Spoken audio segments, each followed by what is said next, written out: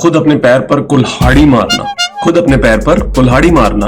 बहुत सारे CA students जो इंटर फाइनल फाउंडेशन में पढ़ रहे हैं वो ये काम हमेशा करते रहते हैं, अपने ही पैर पे कुल्हाड़ी मारना। इसका एक मोर टेक्निकल टर्म जो है वो है self sabotage, which means you are yourself defeating you. कुछ और आपको नहीं डिफीट कर रहा है, आप कर रहे हैं। आईसीआई नहीं कर रहा है, कोई और सिचुएशन नहीं कर रही है, आप कर रहे हैं। With the self sabotage also comes another term, procrastination. Sir बहुत सुनी है प्रोक्रेस्टिनेशन तो, बट ये दोनों का कॉम्बिनेशन ऐसा है जहां आपको पता ही नहीं है कि आप ये कर रहे हैं, और ये करने की वजह से आप कहीं ना कहीं अपने एग्जाम्स में हर बार लूज कर रहे हैं, डिस्पाइट द फैक्ट कि आपको लगता है आपने टाइम तो बहुत लगाया है। Just like any other student, आपने भी उस पूरे के पूरे टाइम ड्यूरेशन में पढ़ाई ही की थी, लेकिन क्या आपने सही पढ़ाई की थी या नहीं की थी? क्या गलतियां हैं जो आप बार बार करने की क्षमता रखते हैं, जो आपकी हैबिट्स ही बन जाती हैं almost, that you hardly realise कि ये चीजें आपको रोक रही हैं from going ahead and achieve the success that you very well deserve and that you know that you deserve. Now, I'm going to talk about around 7 regrets that most of the TA students do later, but they don't realize and they're not even able to work on that. I'm also going to help you understand कैसे उनके around work करना है आपने. Now, first thing is mostly चीजों को procrastinate करना. आप पढ़ नहीं पा रहे हैं, बोर हो रहे हैं, आप सैचुरेट हो गए हैं। सैचुरेट आप हो जाते हैं इवन आपने उससे पहले कि पढ़ना शुरू किया हो, पढ़ने से पहले सैचुरेशन आ गई होती है। क्यों? क्योंकि पढ़ना ही सबसे मुश्किल काम लग रहा है। इन सच सिचुएशंस क्या होता है, आप अपने आप को ड्रैग कर रहे होते हैं, तो आप पढ़ नहीं रहे होते हैं, आप ड्रैग कर रहे हैं, टाइम को लगाने की कोशिश कर रहे हैं, बट आप प्रोक्रेस्टिनेट कर रहे हैं किस चीज को? इफेक्टिव स्टडीज को। Just sitting and studying does not means that you are studying, you are delaying the process of effective studies. अब आप कैसे इसे डिले करते हैं और कैसे आप प्रोक्रेस्टिनेट करते हैं, कैसे आप इससे भागते हैं? What you do really is, आप बैठते हैं, पढ़ते हैं, कोशिश करते हैं, पढ़ा नहीं जा रहा है फॉर व्हाटएवर पॉसिबल रीजंस, चाहे वो इमोशनल इश्यूज हो सकते हैं, चाहे वो आपकी बहुत सारी परेशानियां, एंग्जाइटीज, पैनिक्स आपके अब आ रहे हैं क्योंकि आपको डर लग रहा है, क्योंकि आपको पता है कि आप नहीं पढ़ रहे हैं और आपका एक सिस्टमैटिक आउटकम भी रोज के बेसिस पे जनरेट नहीं हो रहा है। तो आप आगे जा रहे हैं ये सोचते हुए कि कोई बात नहीं, आने वाले दिनों में बेटर हो जाएगा, आने वाले दिनों में बेटर हो जाएगा, और आने वाले दिन भी वैसे ही रहते हैं, वो चेंज नहीं होते हैं।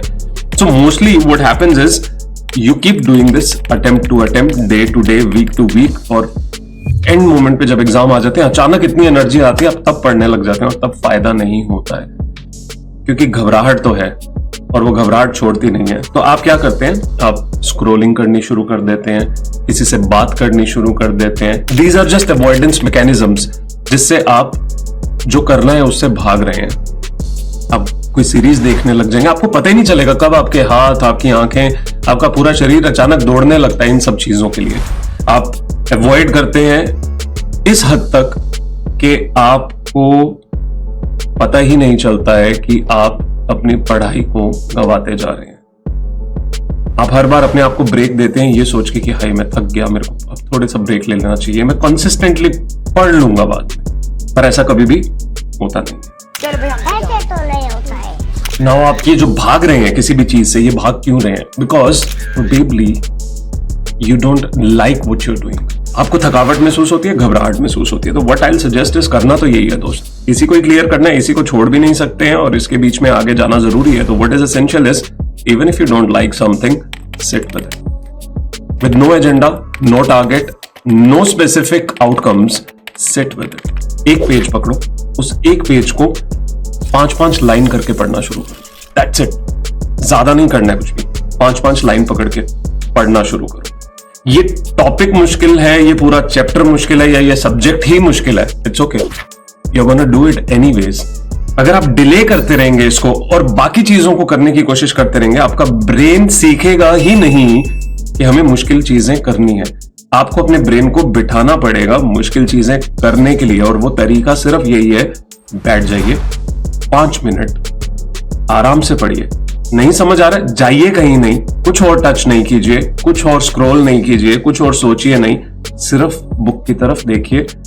जितनी 5 लाइन पढ़ी है उसको जॉट डाउन करना शुरू कर दो, उसी पे ही मेहनत करो।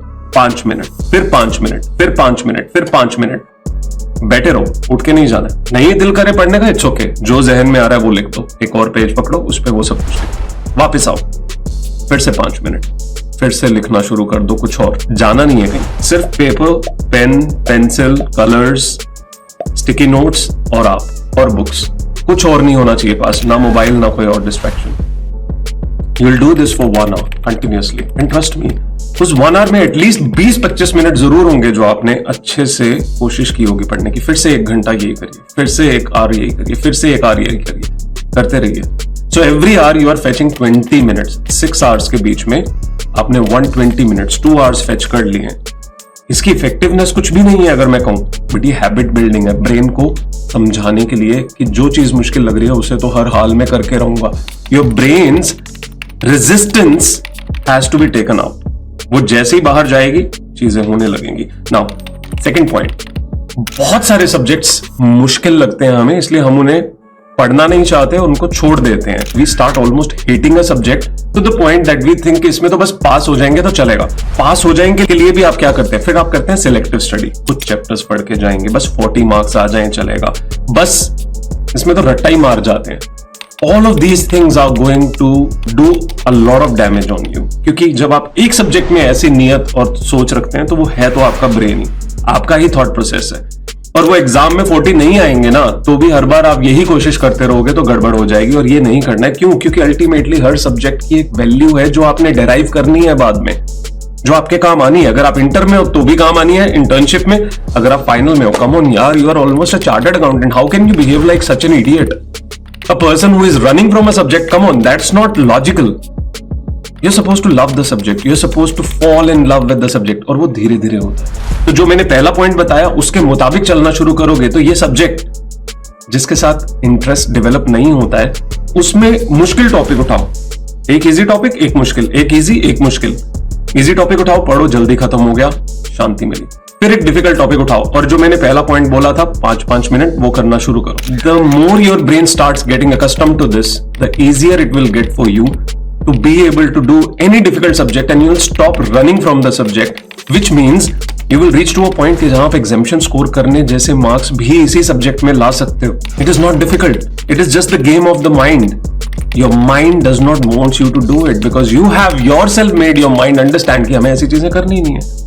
तो इसको ब्रेक डाउन करने का तरीका क्या है? Don't delay, face it, don't hate, love it and be with it. नहीं समझ आए, किसी से हेल्प लो, कोई वीडियो देखो, किसी से बात करो।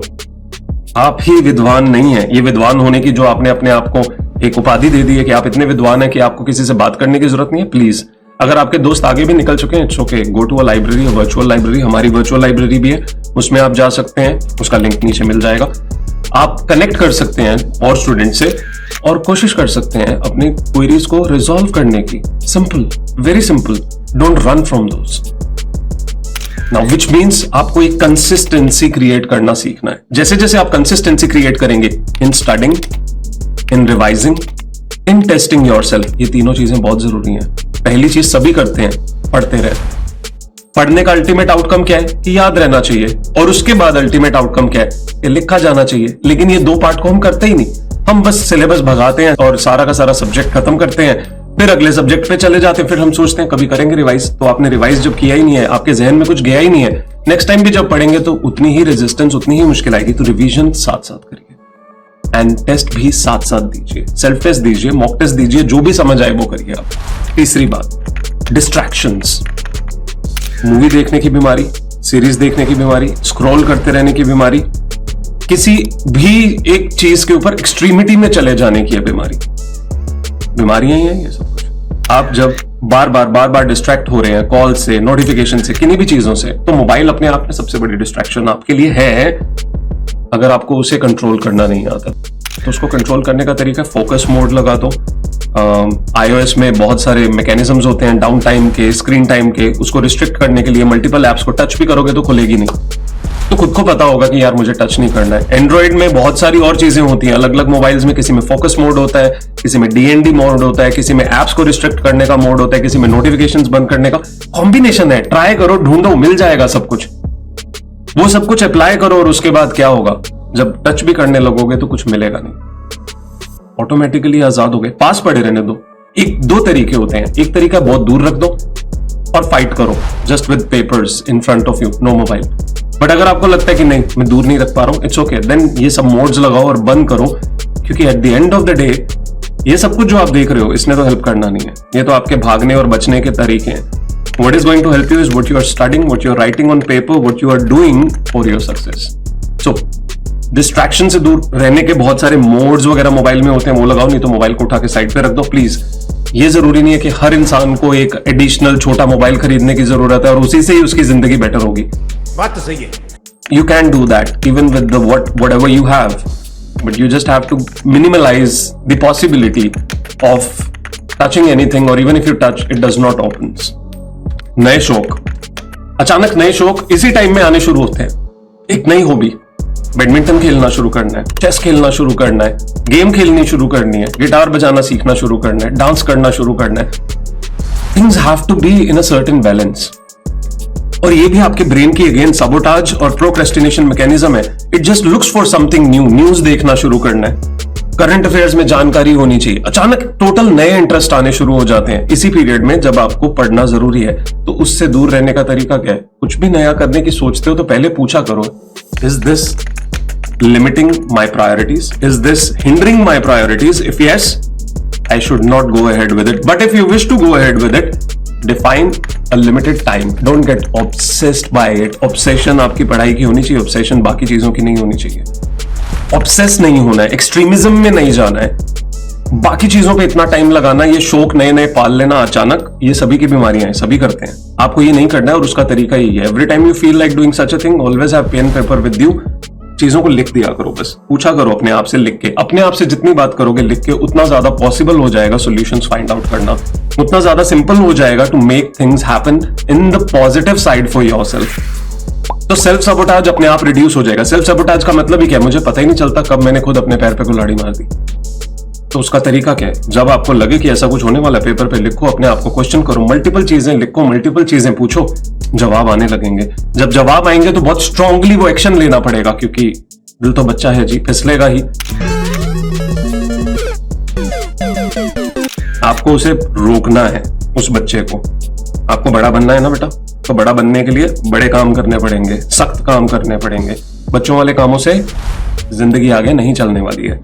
Okay next. किसी भी चीज को जब आप पढ़ रहे हो तो व्हाट हैपेंस इज, बहुत स्टूडेंट सोचते हैं कि इस टॉपिक को बस पढ़ के निकाल देते हैं, इसके बीच में बस इतना पढ़ लेते हैं कि जिससे चीजें उतनी समझ आ जाए कि पेपर में जाके क्लियर हो जाए. I'll say conceptual clarity जो है ना, वो सबसे इंपॉर्टेंट चीज. आपके बेसिक्स, आपके फंडामेंटल्स, आपकी कंसेप्चुअल क्लैरिटी जब तक नहीं होगी, आपका connect with the subject better हो ही नहीं सकता. आपकी रिटेंशन भी बेटर नहीं होगी, अकॉर्डिंगली टेस्ट का कॉन्फिडेंस भी इंप्रूव नहीं होगा. विच मीन्स किसी एक सब्जेक्ट में भी अगर आप ये ब्लंडर कर रहे हो of not understanding the concepts, thinking बाकी दो एक सब्जेक्ट मेरा है जो मुझे बचा लेगा और ये एक को तो मैं पास कर लूंगा, यही एक डुबाएगा, इतनी बुरी तरह डुबाएगा कि आप सोच भी नहीं सकते हो.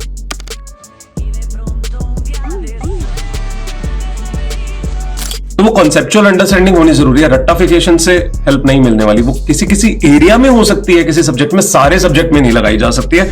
और बहुत स्टूडेंट्स की प्रॉब्लम है कि वो सारे सब्जेक्ट को ही रट्टाफिकेशन मैकेनिज्म ले जाते हैं. मोर सब्जेक्ट्स लाइक ऑडिट, इस सब्जेक्ट में तो पता नहीं क्यों बीमारी है सभी को रट्टाफिकेशन को ही प्रेफर करने की. जब तक आप ये नहीं समझेंगे सब्जेक्ट को कॉन्सेप्चुअली समझा जा सकता है, ये प्रैक्टिकल सब्जेक्ट है, इसके क्वेश्चंस भी प्रैक्टिकल आने लग गए हैं और बहुत एप्लीकेशन बेस्ड क्वेश्चंस होते हैं, तो वो तभी आप सॉल्व कर सकते हो जब आप कंसेप्चुअली चीजों को समझते हो. तो कंसेप्चुअली हमेशा हर सब्जेक्ट को समझिए. टॉपिक डिफिकल्ट भी लगे तो वक्त लगाइए, नहीं समझ आ रहा है किसी और से पूछिए, बट रट्टाफिकेशन नहीं करनी है. सिर्फ पासिंग मार्क्स के लिए नहीं पढ़ रहे हैं आप, चार्टर्ड अकाउंटेंट बनने के लिए पढ़ रहे हैं. एज अ चार्टर्ड अकाउंटेंट जब बाहर निकले कोई पूछे, आंसर्स होने चाहिए आपके पास. ये जवाब नहीं होना चाहिए कि हमने तो वो वाला सब्जेक्ट बस पास किया था. क्या वाहियात बात है. प्रोफेशनल्स हो आप लोग, तो प्रोफेशनल्स की तरह बिहेव करो. और अक्सर स्टूडेंट्स ये चीज महसूस करते हैं कि जब जब उन्होंने ये वाली हरकत की है, it has always put them in the worst state. Exam clear नहीं हुए, फिर से जीरो से पढ़ना पड़ेगा. आप सोचो ना यार, मल्टीपल अटेम्प्ट्स के बीच में आपने 4 अटेम्प्ट लगाई, 3 अटेम्प्ट लगाई, आपने लगभग 1 साल वही सब्जेक्ट को 3 बार पढ़ा. वर्सेस अगर आप एक ही बार उस सब्जेक्ट को ढंग से पढ़ लेते, ज्यादा वक्त लगा के, तो बेटर नहीं था. In spite of just running through it and eventually understanding कि नहीं बॉस, इसको ढंग से पढ़ना पड़ेगा क्योंकि यही मरवाता है हर बार.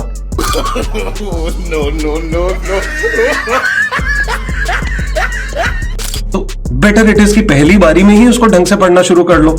Another point, बहुत सारे स्टूडेंट्स को लगता है कि बस हमारी अटेम्प्ट आ गया तो इसलिए एग्जाम देने, चेक ही नहीं करते हैं, रिव्यू ही नहीं करते हैं अपने आप को कि कहां स्टैंड करते हैं in terms of marks, in terms of retention, in terms of recall mechanism, कितना याद कर पा रहे हैं, नहीं कर पा रहे हैं, कितना रिकॉल कर पा रहे हैं, और लिखने में हमारी स्पीड कितनी अच्छी है, हम कितना पेपर लिख पा रहे हैं। हर पेपर लड्डू पेपर होता है उन लोगों के लिए जो बहुत अच्छे से पढ़ के गए हैं, और उन लोगों के लिए स्पीड भी बहुत आसान होती है और लेंदी पेपर नहीं होता है जो अच्छे से पढ़ के गए और जिन्होंने पहले प्रैक्टिस की थी।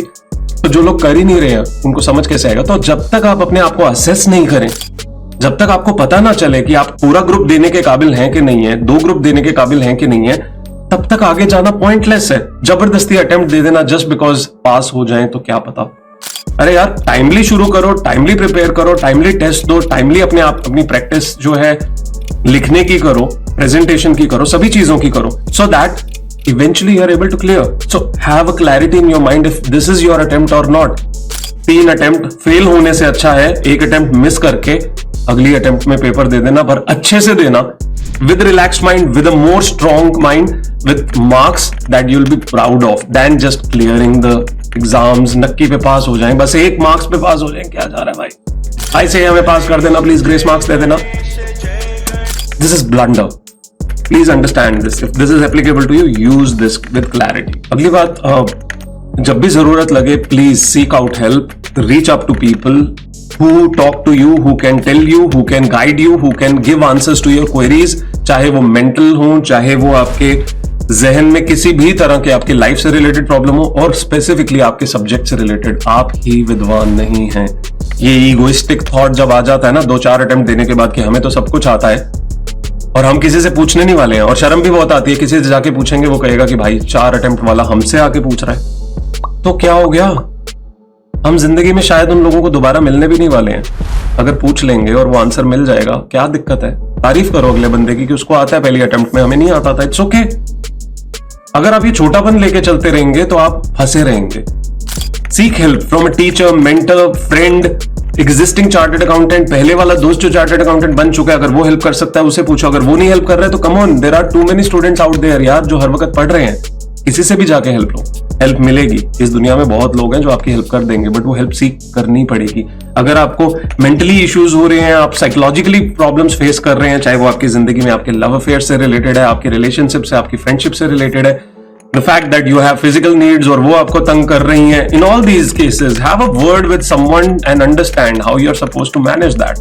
If you're not taking that help from anyone, trust me, you're delaying your success, you're delaying the fact that you are not resolving you in time. The more quickly you'll resolve yourself in time, the more quickly you'll be able to get through all the problems. And that comes when you really talk to people. आपसे छोटा इंसान भी आपसे ज्यादा विद्वान हो सकता है, क्योंकि कई बार आपका दिमाग एक जगह पे आके रुक जाता है। तो किसी से भी बात करिए जो आपको लगता है आपकी बात सुनने को तैयार है। It's okay, sometimes just venting out only does the magic, तो वेंट आउट ही कर दो। Okay, now a most important rule जो मैं आपको बताने वाला हूं वो है 70-20-10 एंड 70-30 रेशो। 70-30 रेशो क्या कहती है कि पहले जो पढ़ रहे हो हर सब्जेक्ट का 70% सिलेबस पकड़ लो जो आपको रेलेवेंट लगता है from exam point of view, और उस 70% को आप खत्म करिए with revisions and with test इतने लेवल पे कि आपके उसमें 70-80 मार्क्स आएंगे ही आएंगे उस 70% में अगर आपका पेपर आता है। बाकी के 30% को हाथ नहीं लगाएंगे जब तक 70% पे पूरा कॉन्फिडेंस नहीं आ जाता। तो आपने सिलेबस पूरा खत्म करने की तरफ नहीं भागना है। What you are going to do is you are going to finish the 70% syllabus, चाहे उसमें ज्यादा टाइम लग रहा हो, 100% से भी चलेगा, बट वो 70% अच्छे से खत्म करने का मतलब ये you are so bloody confident on the subject कि अगर इस 70% में से आता है तो आप क्लियर करने ही वाले हैं एग्जाम, जो कि आएगा क्योंकि वो 70% एग्जाम ओरिएंटेड है जो आप उठा रहे हो from all the resources analysis available to you over internet, over all different pages, YouTube, ये वो सब जगह पे, वहां से उठाओ, समझो और उस 70% को पहले पढ़ो। जब वो हो जाएगा फिर 30% पढ़ेंगे, उससे पहले 30% को हाथ नहीं लगाना है। ये गलती है सभी बच्चों की, आप 100% सिलेबस खत्म करने की तरफ भागते हैं, रिवीजन करते नहीं, टेस्ट देते नहीं। How you gonna even achieve any marks? 70% को पढ़ो रिवीजन्स के साथ, टेस्ट के साथ, इतना एक्सटेंसिव लेवल पे कि उसके बीच में अच्छे मार्क्स आपके आए। 70 अगर आप दे रहे हो पेपर तो 60 मार्क्स आने चाहिए, इतने अच्छे मार्क्स आने चाहिए। अगर ये हो जाएगा तो कम ऑन 30 के बीच में तो कॉन्फिडेंस वैसे ही आ जाएगा, तो आप उसे और भी अच्छे से खींच पाओगे। एंड 70-20-10 रूल क्या है? 70% of study through out the day, 10 घंटे पढ़ रहे हो तो 7 घंटे स्टडी करना है। Something new. 2 आवर्स रिवाइज करना है इसी 7 आवर्स को, और 1 hour to half an hour अपने आप को टेस्ट करना है on whatever you have studied in the same day, और मे बी पिछले 3-4 दिन में जो पढ़ा था उसमें से किसी भी चीज को उठा के अपने आप को टेस्ट करना है, सेल्फ टेस्ट देना है अपने आप को। कुछ क्वेश्चंस उठाइए रैंडमली और उनके जो आंसर लिखने शुरू करिए, फिर अपने आप को सेल्फ असेस करिए। जरूरी नहीं है कि कोई टीचर ही आपको आंसर देगा, कोई मेंटर ही आंसर देगा, कोई टेस्ट सीरीज वाला ही आंसर देगा कि आप ठीक लिख रहे हो कि नहीं। भाई इतनी अकल आप लोगों को है, आपने अपने टीचर से पढ़ा है, आपके सामने आंसर्स लिखे हुए हैं, आपको पता है दुनिया भर की वीडियोस अवेलेबल हैं जो बता रही हैं हर सब्जेक्ट में कि कहां कैसे कैसे स्टेप मार्किंग होती है। वो वीडियोस उठाओ, रेफरेंस लो और उसके बेसिस पे अपने आप को सेल्फ असेस करो। जरूरी तो नहीं है एक मॉक टेस्ट सीरीज की वेट करनी है, और कितनी मॉक टेस्ट सीरीज ले लोगे, गिने चुने टेस्ट दोगे, रोज टेस्ट देना है अपने आप को 70-20-10। If you are doing all these things, trust me, you will be able to stop yourself sabotage and your procrastination. अगर आपको कहीं पे भी दिक्कत आ रही है, इन चीजों को पकड़ लीजिए, trust me, you will be able to go ahead and you will be able to help yourself in a manner where you are building a system in a certain kind of structure and framework to help yourself. If you need more help, you can put in comments. You can let me know if a certain thing helped you or a certain thing is there that you connected with, or there is more that you want to know from me on a certain point that I told you.